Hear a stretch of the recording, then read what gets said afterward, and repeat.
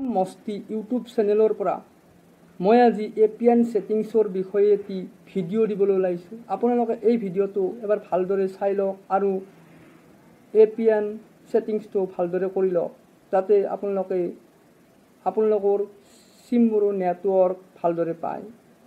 আপোনালোকৰ মোবাইলত নেটৱৰ্ক পাবলৈ হ'লে পোনপ্ৰথমতে ছেটিংছলৈ গৈ ছেটিংছত এনেদৰে ক্লিক কৰি দিব লাগিব।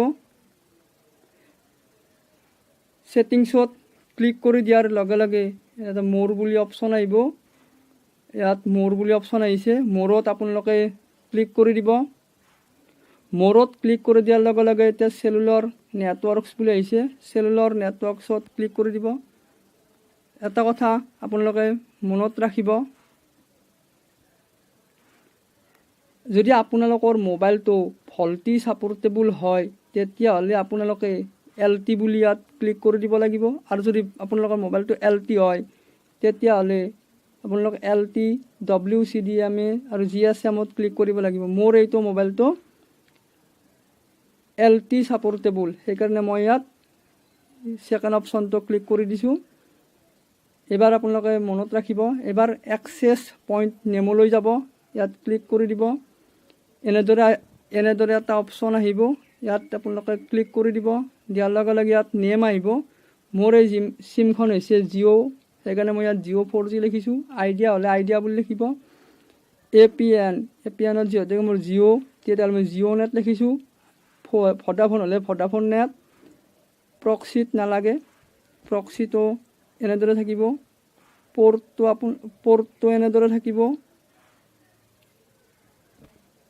ইউজাৰ নেমত এনেদৰে লিখিব লাগিব www.google.com বুলি লিখিব লাগিব। পাছৱৰ্ড এনেদৰে থাকিব। ছাৰ্ভাৰত আপোনালোকে লিখি দিব www.wf05%4g.com বুলি লিখি দিব লাগিব। এইটো এনেদৰে থাকিব, এইদৰে এনেদৰে থাকিব, এইটো একে থাকিব, এইবিলাক একে থাকিব। খালি আপোনালোকে এপিএন টাইপত এনেদৰে লিখি দিব লাগিব। ডিফল্ট এক্সকেপ বুলি এনেদৰে থাকিব। এপিএন প্ৰট'কলটো এতিয়া এনেদৰে অপশ্যন থাকে, IPv4, IPv6 আৰু 10 নম্বৰটো অপশ্যন আমি ক্লিক কৰি দিব লাগিব। ইয়াৰ আমি কোনটো হয় আমি নাজানো, সেইকাৰণে আমি দুয়োটা আমি ক্লিক কৰি দিছোঁ। এনেদৰে আমি ক্লিক কৰি দিছোঁ। ছেকেণ্ডটো এবাৰ বেৰিয়াৰ আহিব, বেৰিয়াৰত এইবিলাক গোটাইবোৰ আপোনালোকে ক্লিক কৰি দিব। খালি প্ৰথম অপশ্যনটো ক্লিক নকৰিব, বাকী সকলোবোৰ অপশ্যন এনেদৰে ক্লিক কৰি দিব। ক্লিক কৰি দি এটা অ'কে বুলি আহিব, ইয়াত অ'কেত আপোনালোকে ক্লিক কৰি এনেদৰে দিব। তাৰপাছত এনেদৰে এটা চিহ্ন আহিব, চিহ্নটোত আপোনালোকে ক্লিক কৰি দিব।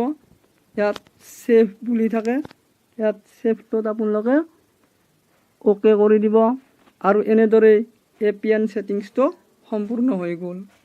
ভিডিঅ'টো চাই ভাল পালে লাইক কৰিব, কমেণ্ট কৰিব আৰু মোৰ চেনেলটো ছাবস্ক্ৰাইব কৰিবলৈ নাপাহৰিব। ধন্যবাদ।